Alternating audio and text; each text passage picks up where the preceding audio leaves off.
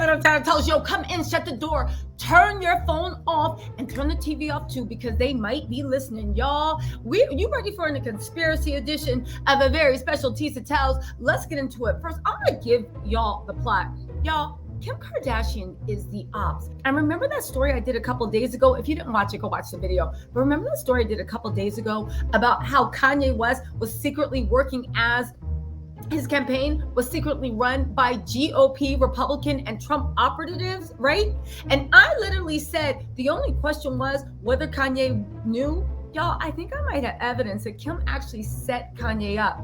And Kim actually is the real life Kaiser Sosa. Are y'all ready to get into this? Because woo, my little tattletales, things are getting deep. Hit the like, subscribe button, y'all. We did this, and I'm just telling y'all now, don't be coming into my comments arguing about politics. This is not about politics. It's actually about socioeconomic wars, classism, and how Kim Kardashian actually might be the real life Kaiser Sosa that literally set up Kanye to be the front man to take all the heat for her political aspirations. And now she is revealing herself. Y'all, this is actually very dark, very Orwellian, but also very gossipy. So y'all ready? If you guys are new to my channel, my name is Tisa Tells. I am the local gossip. Usually I just talk-ish, but today, listen, I'm giving y'all the receipts, and then y'all let me know what y'all think. All right, y'all ready for this? Let's go. All right, listen. All right, so if you guys don't know this man is Caruso. He is currently running for mayor of Los Angeles. Now you might be saying, all right, what does this have to do with Kimmy Cakes, right? What does Caruso, Kim Kardashian, and Kanye West all have in common? They are all vehicles for Kim's true ambitions and goals. And also, he was the person that made me actually think that Kim set Kanye up while he was going through, in his own words, some type of mental experience. Let's get into this. Now, I was on Twitter being nosy, right? And they were Rick Caruso literally said, Kim, it was a privilege to speak with you and your family about the policies I intended to implement as mayor. We must do better. This is our hometown, and we need to care for our city and her people. Thank you for your confidence. I won't let you down. And then it said Caruso can. Now listen, of course I pay attention to Southern California documents, Southern California politics. I think Caruso is absolutely the wrong person for the job, but we're not talking about that. Let's talk about what it has to do with Kim and Kanye, right? If you guys didn't know, Kim often visits the luxury Rosewood Miramar Beach in Montecito. This is also where Kourtney and Travis got engaged. Kris Jenner actually hooked that up. That was one of Caruso's properties, right? But listen, there's more to this, because I'm just taking you through some tweets I found that took me down the rabbit hole and then let you know what this got to do with Kim setting Kanye up. Now listen, I'm not trying to take away, before I proceed, any of Kanye's autonomy, right? As a grown man. He is a grown man. He made his decisions. But y'all, when I get to actually what Kim did and how dirty it is, and during the time that Kanye arguably was having some type of mental experience, it puts everything in light. And it puts into light, did Kanye know? I think the question is, he did not. And I think Kim set him up and used him as a patsy, just like she used him as a patsy in that whole Ray J tape situation. Now, this is what got me being nosy. I'm just take you down the rabbit hole, then I'm gonna put the receipts, right? Trojan Democrats. Rick Caruso covered up violence at USC, right? I don't want to get demonetized, so we have to go. So someone tweeted, are you kidding this guy? Now, you know, I was all down that tweet thread because I feel the same way about Caruso. You cannot be serious. Now, remember the USC cover-up. There's not enough time to get into it. Go Google it if you want, right? But they said, Kim Kardashian, women's rights, prison reform, and lover of all brown and black people, is literally helping this guy. They said Kim Kardashian endorsing Rick Caruso in LA. He covered up 30 years of sexual assault at USC. This is not anything that is speculation. Go read about it. This has been confirmed as fact to my knowledge, according to the articles I read. Then someone said, Rich lady endorsing rich guy. Shocking. F off, Kim Kardashian. You don't even live in Los Angeles. She never lived in Los Angeles. Rick Caruso, LA, is an anti-abortion Republican that replicates fascist language in... Okay, we'll get into that. I'm not going to get into that. We're not arguing politics. Just follow this rabbit hole. Save your comments for the end. It's going to be worth it, right? Now, Keith said, looks like Kim Kardashian took time off of shaming the poors to endorse billionaire Republican Rick Caruso, who's the worst possible candidate for mayor of Los Angeles. Fair enough. Ernest said, Kim says she usually doesn't endorse candidates. After making your first major one to be Rick Caruso, I think it makes sense for you to never do so again. You know me, I love a drag. But here's where it starts getting good, and this is what got my mind wondering. Rick Caruso literally says he wants to force the homeless out of the city so he can build affordable housing. After single-handedly gentrifying whole neighborhoods. We'll get into that later. Just follow the rabbit hole.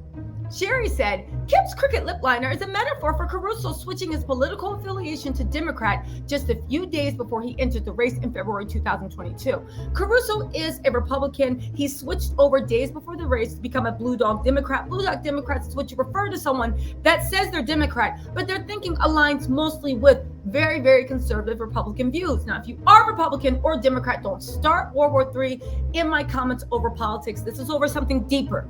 Everyone, focus. I'm getting to the point, right? Now, Catherine is really would have me saying, She said, I knew Kim would endorse the confident Black woman who's ready to hit the ground running. I knew it too. I said, all right, Catherine. But this is where it all came together. Someone said, that's because she's jealous and because she's not a confident Black woman. Catherine said she's happy to appropriate Black culture, but doesn't support Black women. She also endorsed Kanye, so hopefully people will consider the source here. And I said, wait a second. She also endorsed Kanye. She also endorsed Kanye. She also endorsed Kanye. And then my mind started doing some, Morse code stuff. And I literally went back to that original article that talked about Kanye West using his campaign as a way to fuel votes away from either party so that it would put Trump, who was 50-50, in a position of winning. All right? Now, let me just put this out there, and then you let me know what you think in the comments. And also, we're going to talk about Kim, because honestly, I know I drag the Kardashians because they're narcissistic. They're this, they're that. But my real core value of why I do not like and even approve, I know people are like, oh my God, you're a hater. To which I say, you guys grow up. This is not third grade, and we are not talking about who had the best Nikes, who had the prettiest lipstick, who has it. Listen, again, that's not where my grief lies with them. My grief lies in the fact that since Kim entered law school, I've seen her make moves to become a very powerful political operative, right? Kim is smart. She's looking at the long game. Kim knows she has 200 million I don't want to call them stupid, but followers that are impressionable, that don't pay attention to what's going on the bigger scale. Kim has been aligning herself with people that are counter everything she chooses to stand for in order to enrich herself and to enrich her power. And I do believe that Kim uses freeing even people from prison as a get out of jail free card, while aligning herself with people that are for tougher policing, tougher incarceration, gentrifying neighborhoods, and basically speaking down to the poor. Now, I know a lot of people want to sit on their high horse and be like, well, the poor, they do need to be moved. Our neighborhoods don't mean the poor. But let me tell y'all, right? And no, I don't include myself in this. Let me tell y'all, if you make under 5 million to 10 million a year, Kim and everybody she's associated with considers you the poor.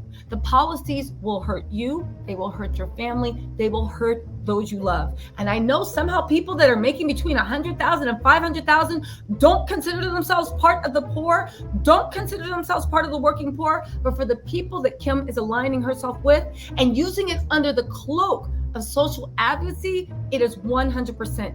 This is why, to me, Kim and the Kardashians are so dangerous. Now, there's a lot of rich people doing exactly what Kim is doing. And we can dedicate a different video to them. But for right now, let's talk about Kim and let's talk about the way she possibly set up Kanye West. All right, let's go. This is what got my mind wondering, right?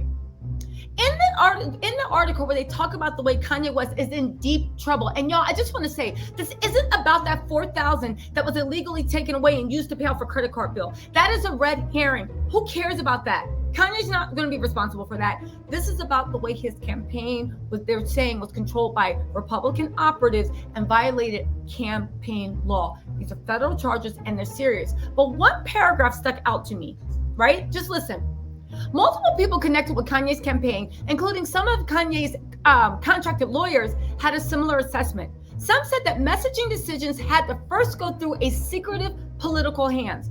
Others indicated that their involvement had been solicited by known Republican political operatives, though when pressed, they all declined to name names. All of them also acknowledged an apparently close relationship between Kanye West and top Trump aide Jared Kushner, also Trump's brother-in-law, who held meetings with Kanye at his Wyoming ranch just ahead of his campaign, right? Drawing speculation that their campaigns were coordinating. One campaign lawyer, right, Tim Lasorda, who's fought election challenges, told that while West seemed to be a sincere candidate, so Tim Lasorda, who's very well respected, said Kanye appears to be sincere, right? Political operatives understand that an unrealistic prospect of winning doesn't mean you can't influence things. Tim Lasorda said, I can tell you he did not seek me out, somebody else did. While it's unclear just how Kanye, ostensibly running as an independent, managed to connect almost exclusively with Republican firms, many of which had direct connections to Trump himself, his efforts were quite clearly in the hands of experienced conservatives. And I said, how did Kanye get connected with all these conservative people? Until I remember, just in my memory banks, but I did a little digging, that you might not know it, but Kim Kardashian, Ivanka Trump, and Jared Kushner are all very, very close friends. This was even before Kim got married to Kanye. Kim and Ivanka were super, super tight. Actually, Kim Kardashian and Paris Hilton were cited as some of the only celebrities that stuck by Donald Trump after he became president. Why? Again, Kim and what's her name? Paris Hilton. Super, super tight. Paris Hilton actually even admitted she voted for Trump. There were other articles, the truth about how Kim Kardashian makes her money, right? But Kim Kardashian also lobbied Ivanka Trump's husband, Jared, to help spring ASAP Rocky out of prison. And she joined Ivanka at her DC home for meals while they were president. And their relationship goes way back until the early 2000s. I said, okay. So Kim and Ivanka and Jared were already cool and tight. Now somehow Kanye got plugged into all these Republican operatives that helped him with this campaign. What's more, right? There was an article, Kim Kardashian, and this was in, I believe, Women Wear Dearly by Stephanie Eckert. Kim Kardashian offers rare insight into her political views. For one, she has no regrets about working with Trump. She's saying, I don't really care. It's not even an option. He did the right thing, right? She had nothing to say negative about Trump, right? She changed her mind about Kanye's MAGA hat. She said, when he first wore the MAGA hat, I was so mad at him. And I was like, you can't wear that, take that off. But she says, now looking back, I think, why should he take that off if that's what he believes in? Why can't he wear that on TV? Half of the country voted for him. So clearly, other people like him. She supports others wearing the MAGA hat, right? Saying, looking back, she expects and admires what Kanye West always stood by, what he believed in. She said, to me, that's a good quality to have, no matter who's against you and no matter what the circumstances are. Even if it's not what I agree with, or even if I done it differently, I think it's commendable. Now, you guys, to me, at this point, Kim was doing an absolute walk back because, like I said, she's been trying to cozy up to conservatives and take her considerable fame to use that as a harness to bring in voters that don't even care about it. But they're like, oh my God, Kim did it. I'm going to go get with my Skims and go vote. You guys, this goes beyond hating. This is literally somebody using their huge social media presence to literally get people, in my opinion, to support people that are against their own best interests. But it goes on, right? Now, again, when Kim said that about the MAGA hat, I said, that's funny, but let somebody talk about what happened in Armenia with the Turkish and me being a denier, and let me see how you feel about that. But let's move on, right? There's more in her views about what she thinks. Kim thinks cancel culture is the most ridiculous thing. She said, let's see, hold on. As far as Kim's concerned, all the outrage doesn't warrant a response. Still, if I worried about every last thing that someone said, I'd try to change it, then I'd never be me. Anybody wouldn't be them. That's why I think cancel culture is the most ridiculous thing, because I really do believe in rehabilitation and freedom of speech. I've never really been into cancel culture, right? Now, I do want to say that cancel culture to me is basically saying, you know, I'm not even going to get into that because that's for a different thing. We're not arguing about this. Let me just move on because I have a lot to points to make, right? She won't commit to her label as a Democrat or Republican. She won't even now cop to being a feminist, right? But she did say that she has no current plans to run for office. Now, all these things were said in a podcast with Bari Weiss. Bari Weiss literally has been described plenty of times, and she did this after she passed her baby bar, plenty of times as a neoconservative, climate skeptic, and an anti-heiress polemicist, right? Also, Kim is now coming out as supporting candidates that are anti-abortion, against the working poor, people that are gentrifying neighborhoods, but not even that, people that are pro-prison incarceration, right? I say all this to say, to wrap it up in a bow, because this gets deep. I wish I could make maybe I will make a different video about this if you guys want me to go more into detail. But you guys, let's look at this. Kanye, when he was basically in the middle of something mental going on, got plugged into a neoconservative snake pit. From that, they pretty much ran his campaign and used him as a patsy. This is what political watchdogs are saying, to draw votes away. Normally, when you draw votes away in a close race, it does help the candidate that is slightly ahead. As we know, Trump was slightly ahead. Again, Kanye can support who he wants, but I do remember George Bush doesn't like black, doesn't care about black people. Kanye West, right? I remember when Candace Owens got her hooks in the Kanye West. I remember Kim not liking this. However, the people that Kanye got involved with, that Kim was acting like she didn't like, were her close besties from childhood that she stayed tight with, Jared Kushner and Ivanka Trump.